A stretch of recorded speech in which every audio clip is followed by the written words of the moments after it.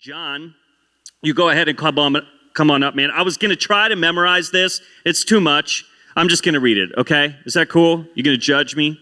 Don't judge me. All right. So he serves as the Director of Music Industry Studies at Lipscomb University and played a significant role in the influential Cornerstone Festival. He served on staff, helped shape its unique blend of radical music, art, and community after founding and running True Tones in Wheaton, Illinois.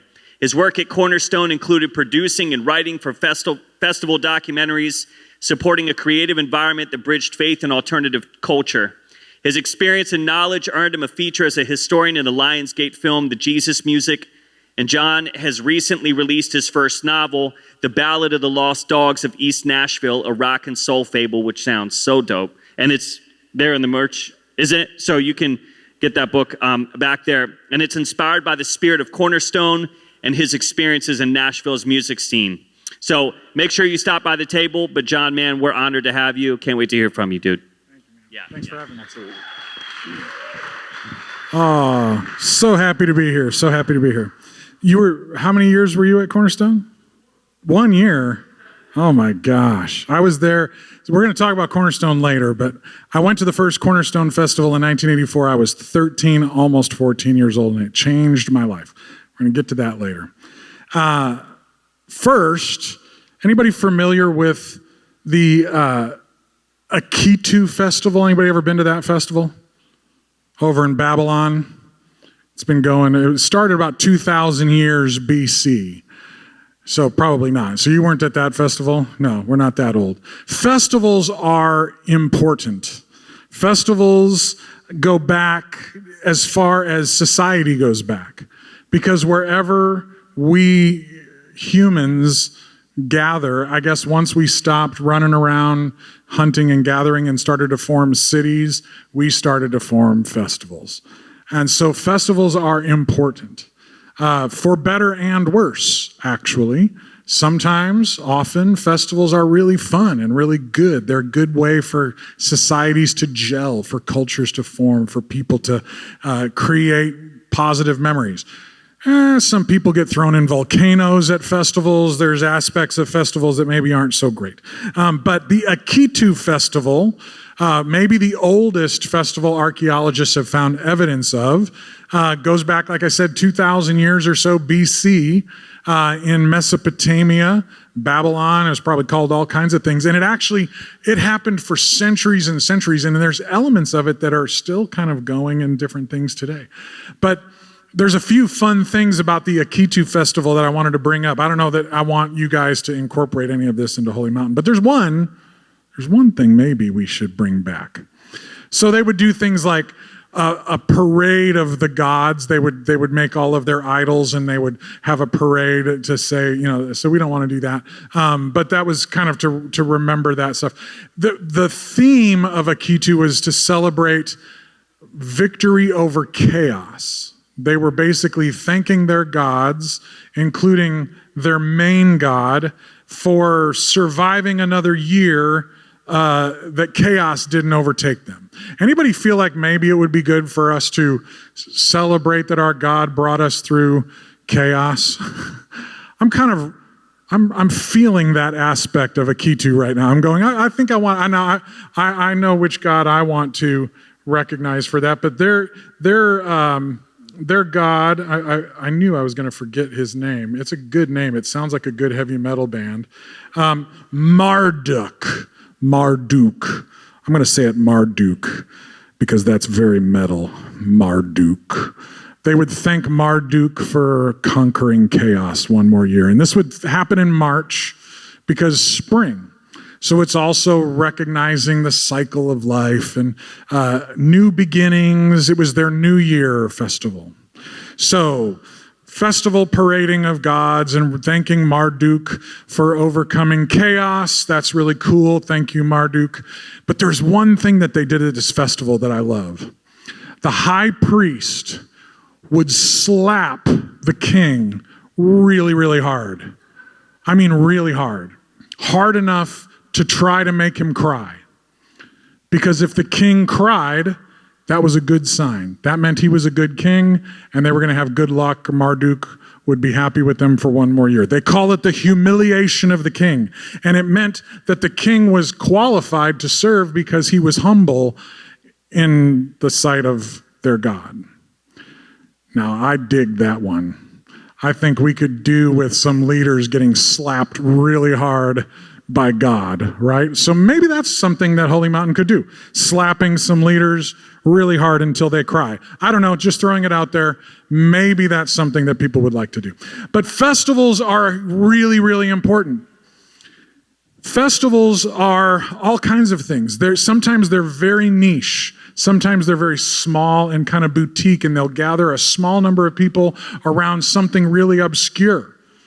Comic-Con, right? Kind of a festival. I've seen festivals for people that like a particular sport. You know, the more you're into something that maybe the rest of the culture's not into, the more a thing like a festival, especially a genre of music, maybe a really particular genre of music, festivals can be a great way for people to bond around those things. But in ancient times, festivals were critical. They had economic implications, they had cultural, they had heritage implications. They were part of social cohesion. Often that was, festivals were kind of how leaders could manipulate the emotions of their people to kind of gin them up and get them ready to go into war and things like that. So festivals, that's what I mean by good and bad. Festivals really, really important. In modern and even modern-ish times, festivals have evolved, but I think if you were to go all the way back to the beginning of time and society and run a through line till today, you would see that festivals, there are a few things that they all have in common.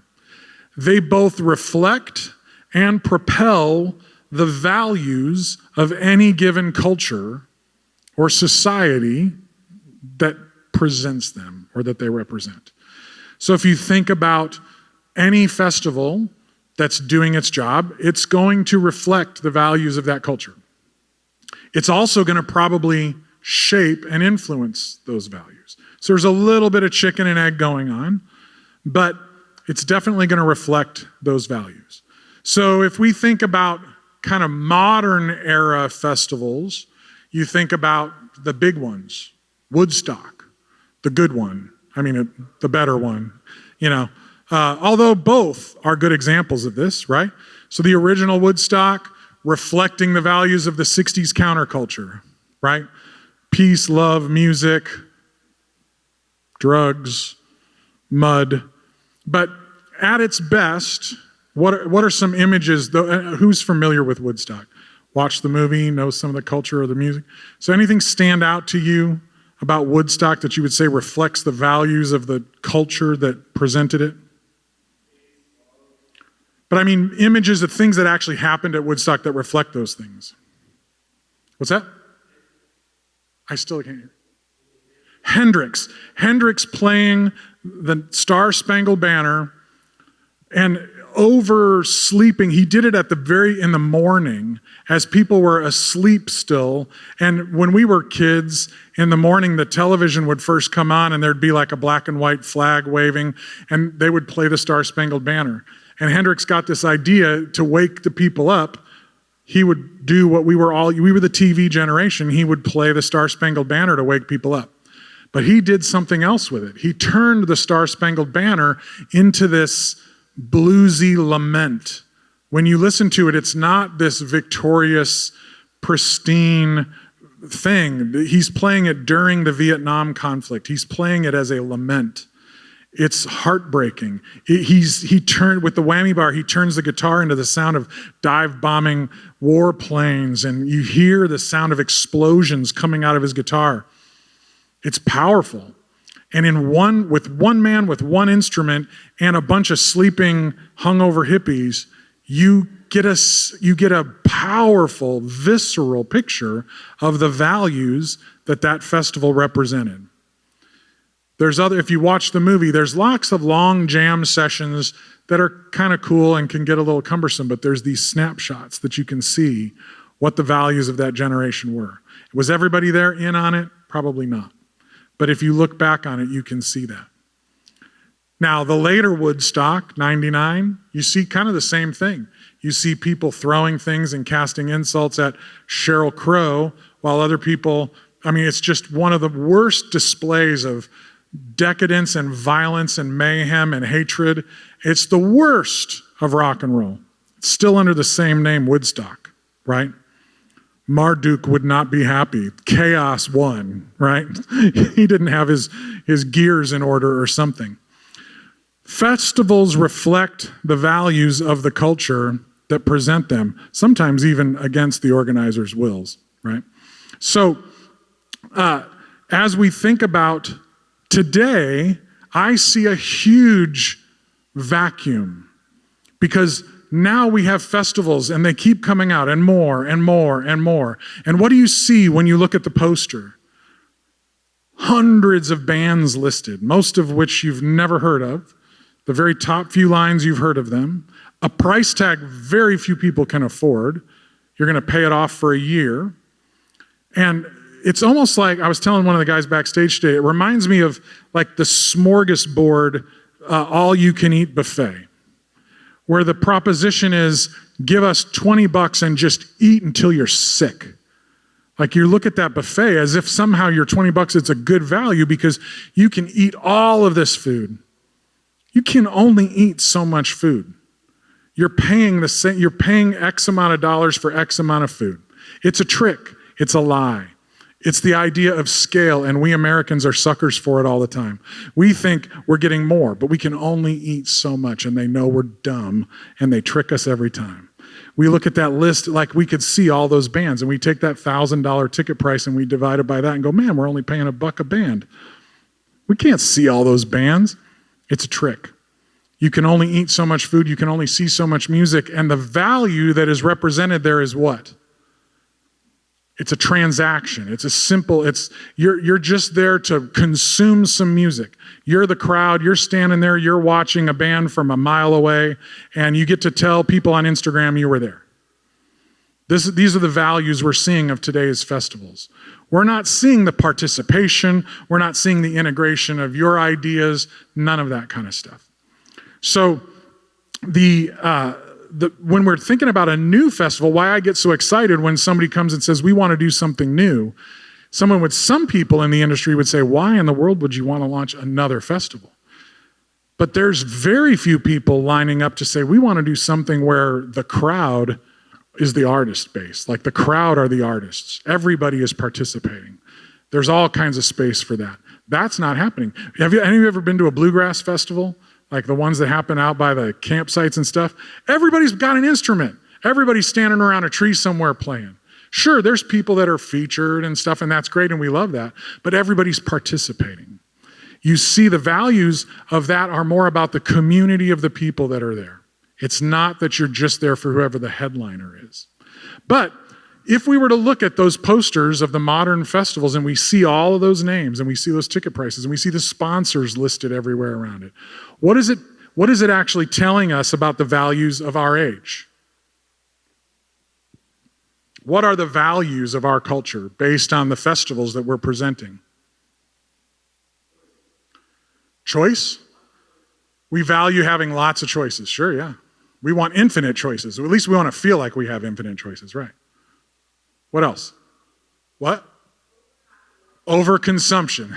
We want to eat till we puke. Yeah. Popularity. Yeah. We want to feel like we have all these choices and overconsume. But what we're going to probably end up doing is whatever's popular, because that's the picture, that's the selfie that we want. Is we want to show everybody we were by the popular thing. It's an illusion. It's a trick. What else? What are some other values that this is reflecting? Is it about community? Hedonism? What? Transactionalism? Yeah. What's that? A glut? Yeah. It's like a big hairball stuck in the drain. Nothing can get through. But what I don't see are the faces of the people. I don't see that this is about us as a tribe, us as a community. This is about the people on stage, the brands, the sponsorships, the transactions, and then at best, I'm going to get there and show people I was there through my social media profiles. Now, the next thing I want to talk about, because when we talk about the greatest festivals of our day and age, we're usually thinking about the counterculture, aren't we? Woodstock, Altamont ended pretty badly. But counterculture, a lot of what we've heard about from this holy mountain concept feels very countercultural to me because it's connected to a lot of the values of the Jesus movement, which we heard mentioned earlier. I don't know how familiar you are with the idea of what the Jesus movement was in the 60s and 70s. It actually goes back to the late 50s. But in a nutshell, starting in the late 50s, some Catholics who were going against the flow and rejecting some of the strict rules of the Catholic Church started to actually say the Mass in English. They used acoustic guitars and folk instruments in church when it wasn't allowed. By 1966, the Catholic Church said, you know what, we're going to make some reforms. We see that this is important. And they said, it's okay. You can have Mass in whatever language is your heart language. And you can use guitars in church. This was radical. This brought about massive changes with folk masses and all that. Now, at the same time, this is a very troubled time in our culture. In our culture in the 60s, we've got the civil rights struggle going on. So a huge resistance, especially in certain pockets of the country, people resisting the passage of civil rights legislation. Big, major theme. And there were a large chunk of people that were resisting that, and then another chunk that were resisting the resistors. So if you were to look at the mainstream culture that was kind of trying to keep things the way they were, Jim Crow laws, segregation, let's go backwards, let's keep things, power the way it's been vested, you have a counterculture that's pushing against that. The Vietnam conflict, that's another example of something where the mainstream culture was keeping things the way it was, the counterculture was pushing against it. There's a difference between counterculture and subculture. And we don't have a ton of time. I have a great class. It's really great. But it's a whole long thing on this. It's too bad you can't take that class right now. But in a nutshell, to be countercultural is to be in direct opposition, to work and to invest in the usurpation of the prevailing values, or at least one value of the dominant culture. So you are actively working to overthrow or subvert some aspect of the culture. That's counterculture. Subculture is very different. To be in a subculture just means we are a subset of the dominant culture. I like picking on goths because I kind of am one and I was a part of that thing and I still like that music. But the goth kids never, ever wanted to turn Duran Duran fans or Van Halen fans or Madonna fans into goths. No goth kid ever wanted everybody to become goth because then they wouldn't be special anymore, right? The whole purpose of that was to be unique, to be a subset. And a subculture is identified by certain unique features, sometimes linguistic, sometimes fashion, sometimes music, sometimes food. But a subculture does not want to work for the active overthrow of the dominant culture. It's happy to exist in its bubble. Some subcultures can do really, really well, even as they whine and mock and throw little bitty stones at the mainstream culture. It's only to reinforce their subculture. It's not to actively usurp the culture. There's a really critical difference there. If you're part of a counterculture and you are identifying something like, say, those who are resisting the civil rights movement in the 50s and 60s, then you are going to lay your life on the line to overthrow those things. You are going to work for what you think is justice. If you're part of a subculture, you're just going to exist for the sake of your subculture. So if we think about the Jesus movement, and we say, okay, in the 50s and 60s and into the early 70s, what we had were a group of counterculture kids, hippies, long hairs, beatniks, freaks, or college kids, young people, normals, who were just into the music and the scene.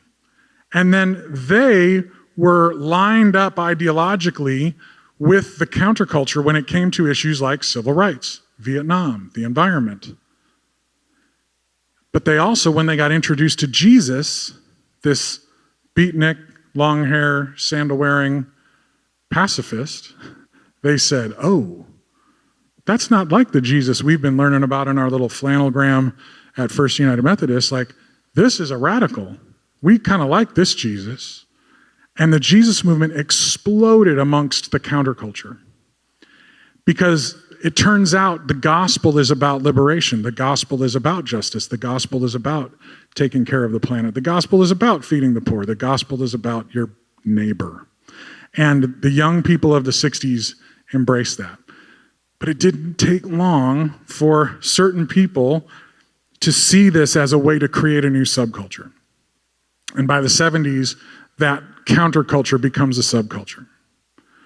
Not all of them, because one group, at least, the one that I fell in with a little bit, they just kind of seceded from the union. They said, we're not going to become part of a subculture. We're going to stay countercultural. And they sold all their stuff and they lived in an intentional community and they moved to Chicago and they literally lived in a collectivist situation. All of their income shared. They ran a homeless shelter. They ran after-school programs. They ran clothing ministries. They ran businesses and then put all the profits from the businesses into these things. They were truly countercultural. They took in homeless people, they took in drug addicts, they took in people off the streets. That was Jesus People USA. They were the place that started one of the early gospel rock bands. And that gospel rock band called Res Band, they were one of the first, they became part of in that subculture, that Christian music subculture. But they were part of the counterculture. It was never a good fit. And so when they went and played these Christian festivals that were getting bigger and bigger and bigger because the subculture was getting bigger, Resurrection Band, was always playing like the afternoon for the kids where it was always when the sun was up because somehow the Christian people were like, we can't have the rock and roll in the dark. That would just be way too crazy, right? So we can have the Res Band play, but only when the sun is up. It's true. And so then after years of that, they said, what if we had our own festival? What if we just created something where it embodied the values of the counterculture in the 80s? They're just a remnant. And they said, this has got to be about more than music. So they put their money, I'm talking literal money from the roofing business that they ran, all this stuff, into the Cornerstone Festival. They had, at first, I can't remember how many, but ultimately it was like 300 hours of teaching that happened over the span of 4 or 5 days. They had a film festival. They had a youth program. They invested in bringing professors from all over the world to come to this thing. So it wasn't just the music. It was about investing in that. Now, did all of those kids go to all of the seminars? No. But I did. When I was 13, almost 14, at that first Cornerstone, I went to the festivals in the morning, and it blew my mind. So when we talk about the impact of festivals, I don't have much time here, and I'm going to wrap this up here. I want to read a little bit from this book, and I'm going to wrap up. But I want to challenge how we assess whether something is successful or not. Because when you look at that big list of thousands of bands, and at one point Cornerstone, at its peak, had over 300 bands playing on 15 stages. Hundreds of bands would come and bring their own generator and just play at their campsite. Massive bands like Evanescence and others got their start at Cornerstone. POD went from playing My Little Club and My Little Stage at Cornerstone to selling 4 million records. They were the biggest nu metal band in the country for a time. If you look at those things as the way of saying that Cornerstone was important, you're missing the point.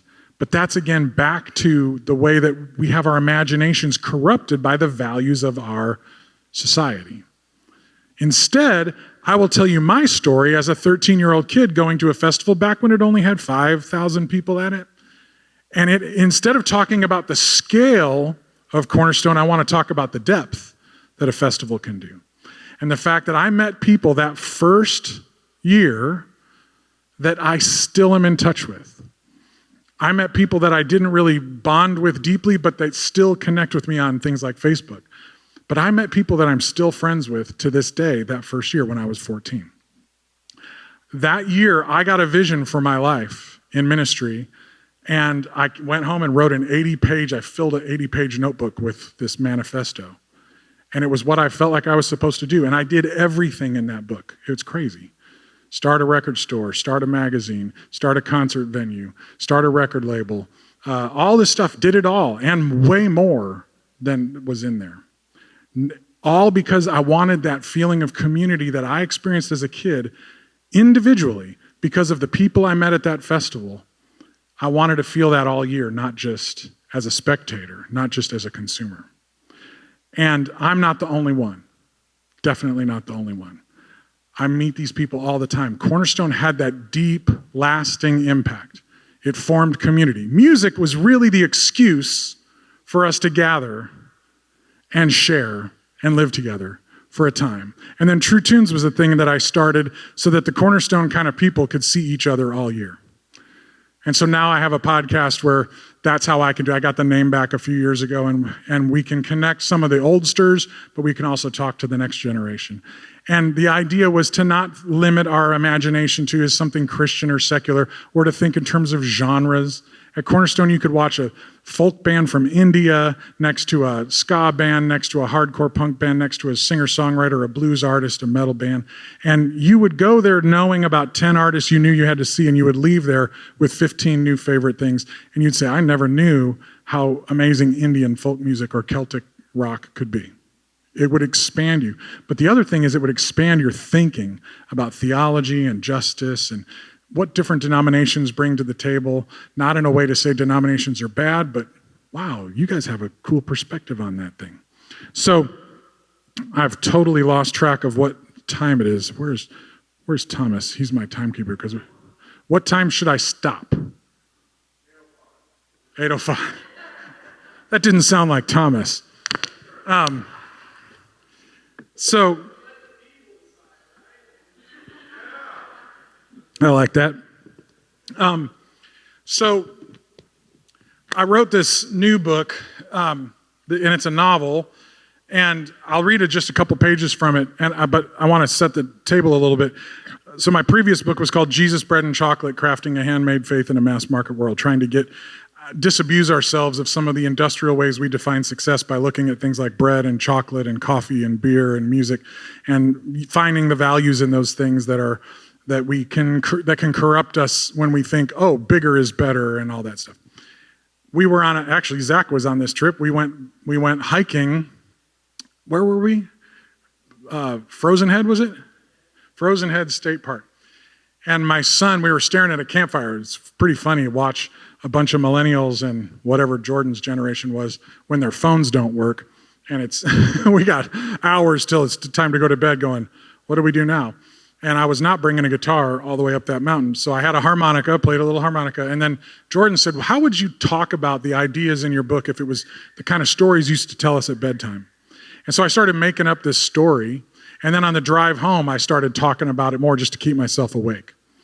And that was really the genesis of this. But the idea is that right here in this neighborhood, a group of people, African-American, white, and Hispanic, that are in their 60s and 70s, start making music with college students. Just accidentally, just for fun in a garage. But something takes off and it becomes really big, and you find out on the first page that they've been invited to play at Bonnaroo. So I play that card on the very first page because most artists, most of the students I work with at Lipscomb would kill to get booked at Bonnaroo.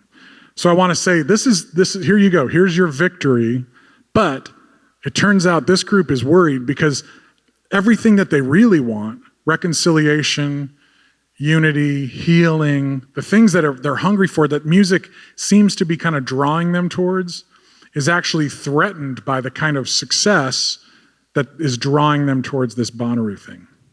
So then the whole book is basically backstories and setting up why is this a problem, and then you have to find out, do they play Bonnaroo, and if so, why and how are they going to solve this problem. But there's one scene where the members of the group gather at the Nashville Biscuit House right down the street here, and they're having to talk through what they're going to do. And I just was reading this morning, and I thought this would be appropriate because it's about how we define success and what is it about music that draws us together and where can things go sideways on us. So I'm going to see if I can pull this off holding, oh, you know what? Here, I can do this because I'm a professional. Here we go. So they're just gathered around a table over at the Biscuit House to discuss this conundrum. Should they play this show or not? What's going on with this? Nadia is this woman that's come from New York. She was a part of the Jesus movement. She's losing her vision. She's not one of the musicians, but she's been writing some poems that they're using as lyrics. Nadia starts, she interrupts. I think part of the appeal of your music, for many people, is that it's not something created by the music industry. It may be the authentic, live, unpremeditated, and unvarnished nature of the music that is drawing people in. It's not that people don't value studios and good quality recording, but I sense that what they are reacting to right now with you all is the realness. It reminds me of the way Deadheads would trade bootlegs of their shows back in the day. While Jerry nodded in agreement, believing that Nadia, again, was making a good point, both Cesar and Louis were back at the Deadheads trying to make sense of it. Cesar is the Hispanic accordion player, Louis is the African-American singer. Let's pretend for a moment, Louis stoked his chin and looked up at the ceiling playfully, that some people here might not know what Deadheads are and what they had bootlegs of. Alex chuckled. Deadheads are devoted fans of the classic hippie rock jam band, the Grateful Dead. They were famous for following the band around the country, from town to town, trading recordings of concerts and homemade merchandise. For them, a Grateful Dead show was as much or more about the live experience, including the gathering with other fans, as it was about the music. Cesar nodded. He understood the parallel and agreed. Louis accepted the definition. Must be nice to have the luxury of free time and income like that, he added. Nadia cocked her head slightly and smiled. Of course, Louis had a good point. Yes, the way different cultures interact with and approach music can be very different depending on their means. For some, it is a product they consume and use to fill their free time. For others, it's more like a lifeline, a source of spiritual and emotional survival. In both cases, though, it becomes a language. We can learn a lot about a people, what they value, fear, and hunger for by listening to the music they make and respond to. Though her professorial side was peeking through, Nadia earned the attention of the table immediately. Her experience in New York's 1960s counterculture, as well as the Jesus movement of the 70s, not to mention her personal theological studies, all came to bear. She felt uniquely qualified to provide some guidance and context to the group, and from the looks on their faces, they were eager for it. I wholeheartedly agree, said George. This whole thing started because some friends had a need.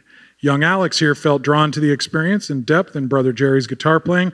Alex could play with anyone, but something was qualitatively different about what he heard from Jerry, and he wanted to experience it. Alex and Jamie nodded, and George continued. And the somewhat manipulative contrivances I employed in order to pull Brother Louis out of his shell were simply because I felt in my heart of hearts that he and Jerry should have this experience together. It was not about public performance, I assure you, Louis. He gestured apologetically. Louis demurred, but the experience that first night in Jerry's garage was, well, I'm not sure how else to say this. It was holy. Kelly spoke up at this point. I've never felt anything like this, y'all, and I'm not talking about how great it is to hear Louis sing.